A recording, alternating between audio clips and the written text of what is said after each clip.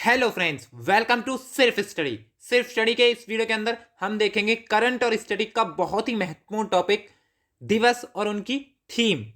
ठीक है, बात करें स्टार्टिंग कहां से करेंगे। हम स्टार्टिंग करेंगे जनवरी के सभी इंपॉर्टेंट जितने भी हमारे इंपॉर्टेंट डे हो सकते हैं उन्हें कवर करेंगे। उससे पहले हम डिटेल में कवर करेंगे वो डे, वो दिवस जिनकी कोई ना कोई थीम है। ठीक है, जैसे बात करें जनवरी, तो जनवरी के अंदर तो बहुत सारे डे हैं। जैसे 4 जनवरी की बात करें तो ब्रेल दिवस हो जाएगा। 9 जनवरी की बात करें तो प्रवासी भारतीय दिवस, जिसे हम इस वीडियो के अंदर डिटेल में देखेंगे। 10 जनवरी विश्व हिंदी दिवस और विश्व हास्य दिवस भी होता है। बात करें 12 जनवरी तो राष्ट्रीय युवा दिवस है। ठीक है, फिर 15 जनवरी थल सेना दिवस, 24 जनवरी बालिका दिवस, 25 जनवरी की बात करें तो राष्ट्रीय मतदाता दिवस, या फिर उसी दिन होता है हमारा क्या, राष्ट्रीय पर्यटन दिवस। 26 जनवरी की बात करें तो हम याद रखते हैं गणतंत्र दिवस के रूप में, लेकिन एग्जाम में तो नहीं पूछा जाएगा ये।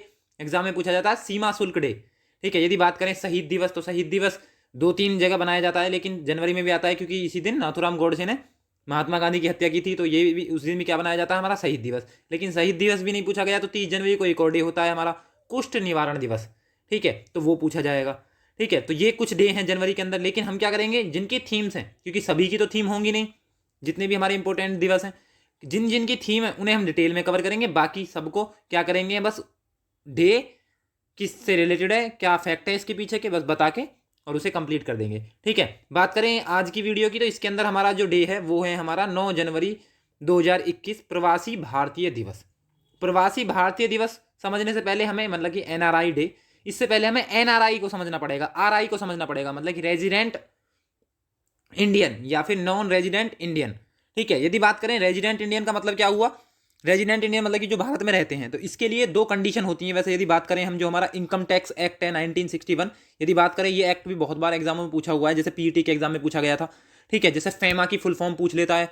ठीक है, क्योंकि फेमा के अकॉर्डिंग भी हम यही एनआरआई की डेफिनेशन हमें फेमा के अकॉर्डिंग मिलती है। फेमा एक्ट 1919 था ना। यदि बात करें 1999 में, तो यहाँ पे एक और एक्ट आ जाएगा हमारा, एक और स्टार्टिंग हुई थी यहाँ से हमारी किसकी, जो हमारे ये दिए जाते हैं जीआई टैग। ठीक है, तो वो भी यहीं आ जाएगा। लेकिन बात करें हम फेमा, जो मतलब कि हमारा foreign exchange and management act है 1999, उसके अंदर क्या होगा, उसके अंदर डेफिनेशन है हमारी एनआरआई की, नॉन रेजिडेंट इंडियन की। ठीक है, मतलब कि यदि एक फाइनेंशियल ईयर के अंदर यदि कोई व्यक्ति 182 दिन अप्रॉक्स, मतलब एटलीस्ट 182 दिन भारत में निवास कर रहा है, तो वो रेजिडेंट इंडियन है। ठीक है, मतलब कि वो भारत का वासी है। बात करें यदि सेकंड कंडीशन क्या है, वो लगभग 300, पिछले 4 साल में वो 365 दिन भारत में रहा हो, और एटलीस्ट किसी भी एक ईयर के अंदर 60 दिन तक रहा हो। तो ये डेफिनेशन दी हुई है प्रवासी भारतीय की, मतलब कि वो रेजिडेंट इंडियन है। ठीक है, अन्यथा नॉन रेजिडेंट इंडियन है। ठीक है, तो 2 एक्ट भी यहाँ पे हमारे क्लियर हो जाएंगे। कौन कौन से हमारे, एक इनकम टैक्स एक्ट जो कि हमारा 1961 का है, और फेमा एक्ट जो कि हमारा 1999 का है। ठीक है, मतलब कि foreign exchange and management act.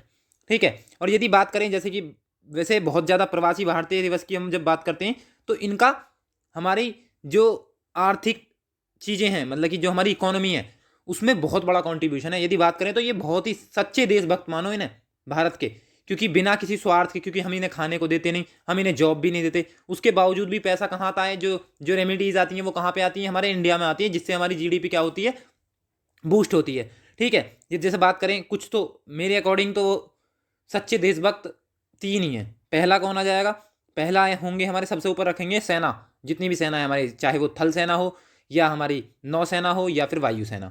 उसके बाद दूसरी प्रायोरिटी दी जानी चाहिए किसान को, क्योंकि वो हमारे खाने के लिए, हमारे लिए अन्न पैदा करते हैं, वो भी निस्वार्थ भावना से। ठीक है, यदि बात करें तीसरे नंबर पे हम एनआरआई को रखते हैं, मतलब कि जो हमारे नॉन रेजिडेंट इंडियन है, क्योंकि वो भी निस्वार्थ क्या कर रहे हैं, मेहनत कर रहे हैं, मेहनत करने के बाद जितनी भी रेमेडीज है कहाँ पे भेज रहे हैं, हमारे इंडिया में भेज रहे हैं। ठीक है, फिर आपने यहाँ पे 2-3 चीजें और क्लियर देखी होंगी, जैसे कि मान लिया हम बोलते हैं भारतीय मूल के व्यक्ति, मतलब कि person of Indian origin, PIO, ये वाला कॉन्सेप्ट वैसे 2015 में खत्म कर दिया गया है, क्योंकि 6 महीने के बाद उन्हें दोबारा कहाँ जाना पड़ता था, जो हमारा फॉरनर रीजनल रजिस्टर ऑफिस है वहां जाना पड़ता था, दोबारा से रिन्यू कराओ यदि वो किसी काम से आए हैं भारत के अंदर। ठीक है, उसके बाद बीच में ही उनका यदि वीजा की डेट खत्म हो जाती है तो उन्हें वहां जाना पड़ता था। ठीक है, तो इस कॉन्सेप्ट को खत्म कर दिया गया है 2015 में। लेकिन ओसीआई अभी भी है, मतलब भारतीय विदेशी नागरिक, मतलब भारतीय हैं लेकिन विदेश में जाके बस गए हैं, तो भारतीय विदेशी नागरिक वाला जो कॉन्सेप्ट है ये अभी भी है। ठीक है, मतलब कि ओवरसीज सिटीजन ऑफ इंडिया। ठीक है, ये 2005 से लागू है। यहाँ इसके लिए ना तो वीजा की जरूरत पड़ती है, ना तो हमें पीआईओ के लिए वीजा की जरूरत पड़ती थी, ना इसके लिए। लेकिन हम इनके साथ कुछ चीजें हैं, जैसे वोट नहीं कर सकते ये, इलेक्शन नहीं लड़ सकते ये। ठीक है, जैसे इनके दो, मान लिया ये पैसा कमाने के बाद कहाँ भेज रहे हैं, अर्न करने के बाद कहाँ भेज रहे हैं, हमारे भारत में। तो जो इनका पैसा आ रहा है, इनके दो टाइप के अकाउंट होते हैं, एक एनआरओ मतलब कि नॉन रेजिडेंट ऑर्डिनरी अकाउंट, एक होता है नॉन रेजिडेंट एक्सटर्नल अकाउंट। तो जो एक्सटर्नल अकाउंट है उसमें जो पैसा आएगा वो डायरेक्ट हम इनका जितनी भी रेमेडीज हैं वो उसके अंदर आ जाएगी, उस पर कोई टैक्स नहीं लगता। लेकिन यदि ऑर्डिनरी है, ऑर्डिनरी का मतलब ये हुआ कि ये जो प्रवासी भारतीय हैं ये भारत में भी कुछ ना कुछ इनकी फैक्ट्री वगैरह लगी हुई हैं, वहाँ से भी अर्न कर रहे हैं, और जो हमारा विदेश में रह रहे हैं वहाँ से भी अर्न कर रहे हैं। तो दोनों का अमाउंट है, लेकिन जो भारतीय अमाउंट है उस पर तो टैक्स लगेगा ना। तो इस वजह से जो एक्सटर्नल अकाउंट है NRE, इस पर टैक्स नहीं लगता, बाकी लगता है। और ये जो ओवरसीज सिटीजन ऑफ इंडिया है ये सबको नहीं दिया जाता। जैसे हमारे कुछ देश हैं आसपास के पड़ोसी, जैसे पाकिस्तान हो गया, बांग्लादेश, इसको नहीं दिया जाता क्योंकि इसका नाजायज़ फ़ायदा उठा लिया जाएगा फिर। ठीक है, तो ये हो गया, हमने देख लिया। मतलब कि यदि प्रवासी, ये इससे क्या होगा, इससे कॉन्सेप्ट क्लियर हो गया, क्योंकि हमारे लिए बहुत बड़े स्तर पे हमारी आर्थिक स्थिति के लिए काम करते हैं NRI। मतलब लगभग 1.5 करोड़ से ज़्यादा डिफरेंट कंट्री, जैसे हमारे USA हो गया, कतर हो गया, बहरीन हो गया, सऊदी अरब हो गया, वहाँ पे 1.5 करोड़ से ज़्यादा हमारे NRI हैं। ठीक है, जो कि हमारे जो GDP है उसमें उनका लगभग $80 बिलियन का कॉन्ट्रीब्यूशन है, जो कि बहुत है, मतलब कि बहुत बड़े स्तर पे है। ठीक है, तो प्रवासी हैं क्या। अब यदि बात करें प्रवासी भारतीय दिवस की, तो अब हमने प्रवासी जो NRI डे है उसमें हमने NRI देख लिया, उनके कैसे अकाउंट होते हैं। ठीक है, क्या क्या उनकी वर्किंग होती हैं। ठीक है, क्या कंडीशन है NRI होने की या RI होने की, रेजिडेंट इंडियन होने की। ठीक है, PIO क्या है, OCI overseas citizen of India क्या है।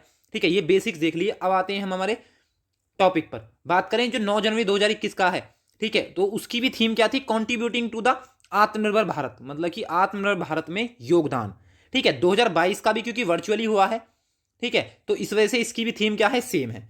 बात करें जैसा कि कुछ बेसिक चीजें आप जानते होंगे, बात करें 9 जनवरी को क्यों बनाया जाता है, क्योंकि इसी दिन महात्मा गांधी दक्षिणी अफ्रीका से अपने स्वदेश लौटे थे। कब, 9 जनवरी 1915 को। ठीक है, बात करें इसी दिवस को मनाने की शुरुआत कब से हुई है, वो 2003 से। और ये दिवस बनाना स्टार्ट हुआ, ये किसके दिमाग की उपज थी, ये संकल्पना किसकी थी, तो वो स्वर्गीय लक्ष्मीमल सिंघवी के दिमाग की उपज थी। ये हमारा 9 जनवरी 2021 या 9 जनवरी डिफरेंट, ये तो 2021, जैसे अब 2022 हो गया। ठीक है, तो ये तो चेंज होगा, लेकिन 9 जनवरी फिक्स रहेगा कि प्रवासी भारतीय दिवस बनाएंगे हम इस दिन। तो ये था हमारा प्रवासी भारतीय दिवस के बारे में सब कुछ, हमने थीम भी देख ली। ठीक है, सारा था ये। आई थिंक आपको समझ आया होगा। थैंक यू फॉर वॉचिंग, मिलते हैं नेक्स्ट वीडियो में।